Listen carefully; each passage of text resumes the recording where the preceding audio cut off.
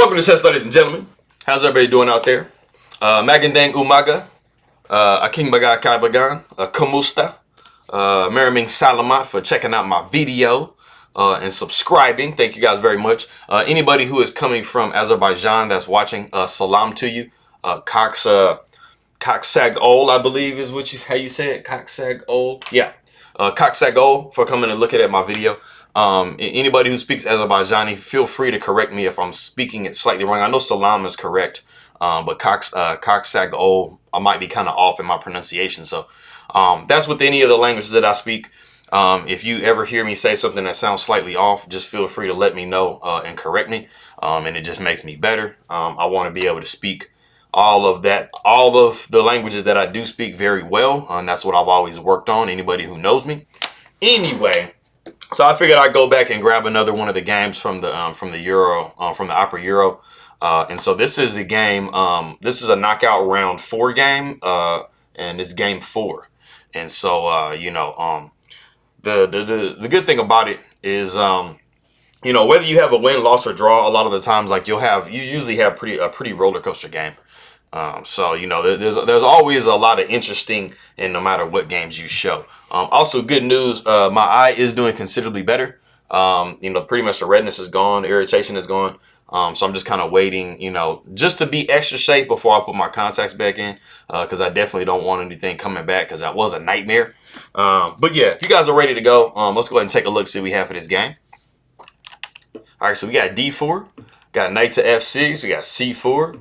E6, all general theory, knight to F3. We have D5, knight to C3, and we have bishop to E7. So we have the Queen's Gambit decline. This is considered the modern variation. And at this point, we go bishop to G5. And at this point, you have so many different options. I mean, you can go C6, you can go H6. A lot of times you'll see castles. You'll see knight B to D7. There's so many different options. Even some B6s and stuff could come. And this all just kind of transposes into like, kind of different like ultimate variations and stuff like that. So we do see knight B to D7. So we see E3 and we got H6. Bishop comes back to H4. We want to preserve this pin right here. All right, so we see castles by black and we see bishop to E2. And then we see pawn takes C4. And then so we see bishop takes C4. Now, something I want you guys to note about exactly what just happened a second ago is like, Wesley, so he wants to take this pawn, right? But he wants to take it in such a way where he kind of can cause a little bit of inconvenience for white. And so the problem is if at any point before this, let's say after this, he takes it then. So let's say we do that, whatever we take, pawn takes C4. Then this means that the bishop now gets to take back. And this is what we call with tempo. Now tempo it's not so hard of a concept usually to start kind of learning about. It's kind of one of those things that after you have enough experience with it, you start to kind of feel it, and you can kind of start to feel situations where like, there's going to be like a tempo loss or a tempo gain, or, you can play like, you start when you get like advanced and stuff, you start to play like, tempo games, you start to play spatial games, you start to like, there's just little different concepts that you start to kind of master, and then you start to like, kind of think about. So like I said before, if at any point before Wesley So would have captured this pawn, it would have allowed Radjabov to actually take back in one fell swoop. And so if we compare that to what we actually had in the game, after we had castles, and then it's only after the bishop develops to E2 that now he takes, because what he's wanting to do is he's wanting to make Radjabov move his bishop twice.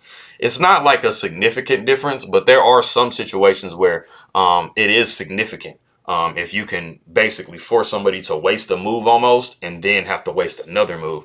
We see A6, and then of course we see A4 because, obviously the intent is to go B5 and to knock this bishop back. So we see C5. Now, as I'm always saying before, guys, whenever you have these, whenever you have a good pawn center, like usually for white, F5 and C5 are going to be your pawn breaks. And of course, as you see right now, there is no F5. And then, it's too, we can't really go knight to E8, because trying to push F5, in this position, doesn't make as much sense because this pawn is on E3. And then also you have some bishop issues, so you don't want to do that. So C5 is going to be a break. So we see castles by white, pawn takes D4, we have knight takes D4, we have knight to E5, and then now this knight is attacking this bishop here. And something I wanted to note as far as the retreat goes. So we see the bishop comes back to e2. Now, of course, in this position, I'm going to show you why, like, tactically bishop to d3 doesn't work, but it's not always the case. In certain situations, I mean, you do have the choice between, like, you know, backing up to d3 or e2, and I'll show you kind of the difference between those two. But the problem with bishop to d3 would have been the knight could take. Then after the queen takes, you would be pinning the knight now because this queen is undefended. So that in this particular position was why bishop to d3 was wrong. But just in general, when you see bishop coming back to e2, something I want you guys to note that's important, because it kind of showed you how knights play against how bishops play against knights is, let's say, for example, bishop to d3 was available. Now let's just like forget the tactic altogether, right? This bishop is dominating basically these diagonals, right? But it's not dominating the knight because the knight still now has the ability to jump to g4, right? And so, you know, like I said, something, especially when you get into like middle games and end games and stuff, you start to understand how bishops play against knights. You want to try to dominate the other minor pieces as much as possible. So if you notice a difference, when we do come back to e2, these diagonals are now covered. So now this knight doesn't have the movability that he would if you were on d3. So it's just kind of like a subtle difference. It just kind of comes down to kind of like, you know, more of an understanding of the game and how like minor pieces play against each other and stuff like that. So, I mean, I'm talking about some advanced concepts, but, you know, I'm trying to, you know, simplify them as much as possible. I think visually this is good because, you know, you can see that this bishop is controlling these diagonals like this. And if you were to move it to d3, you would see that the diagonals are different. And so you would see that there's kind of a hole here. You know, let's color it. Okay, I thought I could color it a different color. Anyway, so yeah, basically you're looking at the square now. Now there's kind of a hole on the square. So it's kind of something that as you get more familiar with like certain concepts and you play them, you have more experience, these things kind of start to jump out at you a little bit more. So not trying to confuse you, but we got bishop to e2, and then bishop does come to d7. We see queen to b3, knight comes back to c6, and this is actually where we have the novelty of the game. So this is the first time we've seen that. I believe in this position we've seen queen to a5 already before. I think there's 1 or 2 games in the database with that, but there are no games with knight to c6. And so knight to c6 makes sense. I mean, you're trying to redirect it so you can attack the queen on, you know, on b3, because it's not comfortable having the queen on b3. And of course, we're not taking this pawn because that is a trap, either this way or this way. So we're going to be smarter than that. So we see rook f to d1. We got knight to a5, like I was saying, queen back to c2, rook to c8. Now, this is always a good idea. As you can see, white has their rook opposite the queen, and now black has their rook opposite the queen. So when you're playing games, it might seem like there's a bunch of pieces in the way, and there's like not really anything you can do.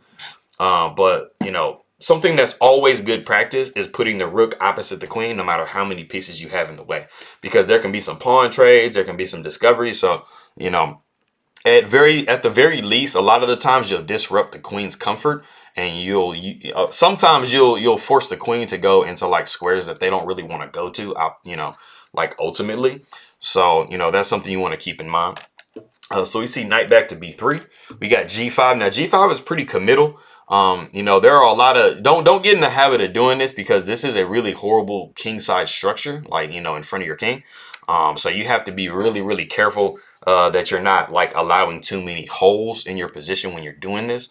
Sometimes it's legit, sometimes it's not. So you have to try to, you know, see if you can determine exactly what your exact position is. And this position is not too horrible, but just in general, you know, h6 and g5 or h3, g4 can be very committal. And it can lose you the game sometimes. So just be careful. So we see bishop back to g3. We got queen to b6. So now we have a lot of pressure on this knight. There's not really a lot that the knight can, you know, really do. So we see knight takes a5, queen takes a5. We see bishop to f3. You know, pretty much a lot of the focus of the game has been trying to target this b7 pawn. So we see bishop to c6. We got queen to e2 because, you know, of course, we don't want to allow a trade here, and then we got a damaged structure. So we see queen to e2. Rook f to d8, always making sure you're noting exactly which one moved, because the knight c, the rook c could have moved to d8 as well. So we see rook takes d8, queen takes d8. We see h4, and so white is trying to see if they can bust open this position here because it's already somewhat open. So they're trying to see if they can just go ahead and pry it open all the way. So we see queen back to a5. We see rook to d1, bishop to b4. So as you can see, the pressure is kind of mounting on this c3 square. And so we see pawn takes g5, pawn takes g5. We have bishop takes c6, rook takes c6. And as you can see, there is just like the ultimate amount of pressure on this c3 point. So something's going to have to give. And so we see knight to a2. And so we have bishop to e7. And so we see knight to c3. And so we see bishop back to b4.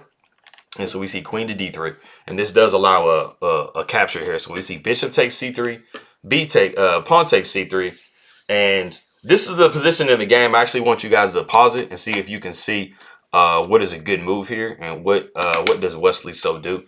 And I'll say this: Wesley So notices some issues in this position, and so he sidesteps those issues here.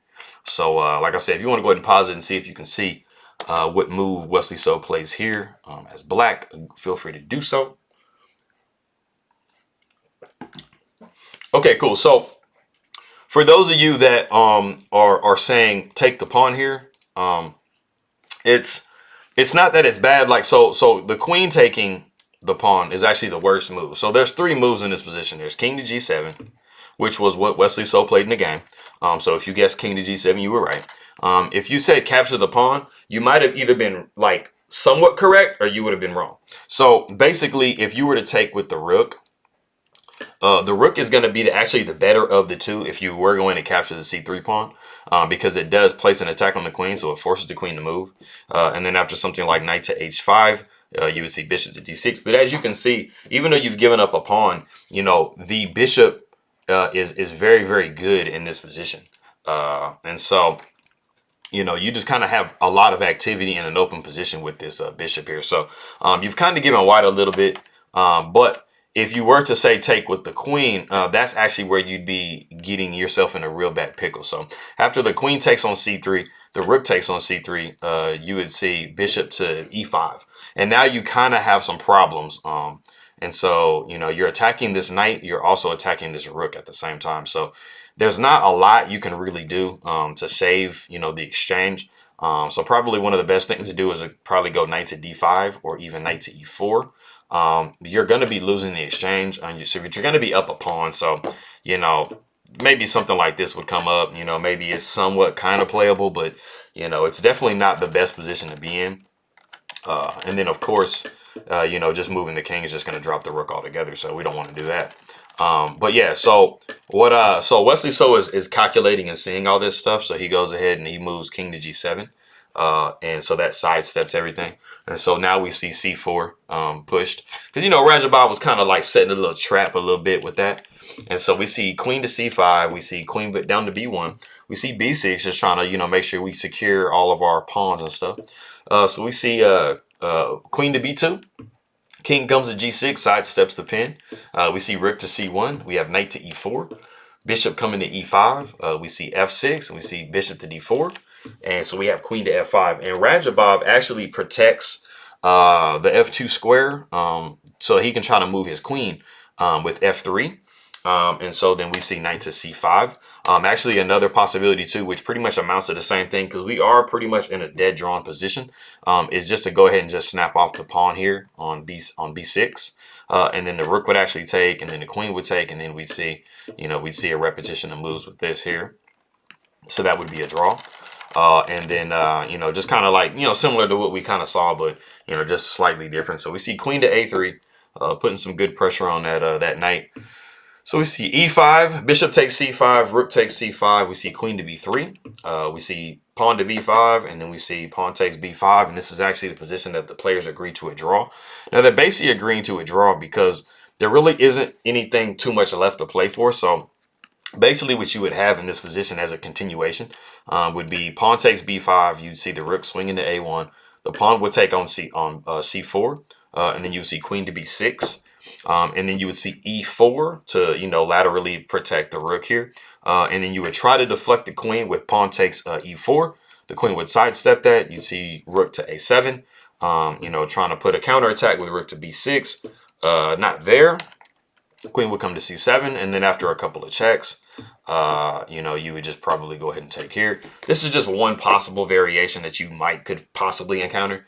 But as you can see, the pawn the pawns are equal, you're gonna be able to, you know, you're gonna be able to move this king. So let's say, for example, we're pushing pawn. That's just gonna be automatically take. But if we try to put the rook behind the pawn, you know, we're gonna be able to actually, you know, kind of just come over here and use this pawn for cover. Because the main thing that we're trying to make sure that we do in this type of an endgame is make sure that this rook cannot move across and check the king. So let's say, for example, the king moved up here, or let's say the king moved there, and let's say the king like moved over here for some reason, right? The rook can actually come over and check here now. And the problem is you're freeing up the queening square, but then you're also protecting the queening square with the check. So you have to be careful when you're in a rook endgame and there's a passed pawn that you're not susceptible to, you know, being checked. You know, so that's just and that's a concept that you can kind of, I mean, it's a pretty average, a pretty like intermediate, you know, chess endgame concept. I mean, it's basically how rooks, you know, it's part of the rook endgame. So anyway, that is that. So like I said, Qxd8, everybody that came from you know, Azerbaijan, Mary Ming Salamat, Magandang Umaga, King Magat Kaibagan. Appreciate it very much. Mabu Hai. Thank you guys very much for coming by and checking out my video, and I'll see you guys next time. All right.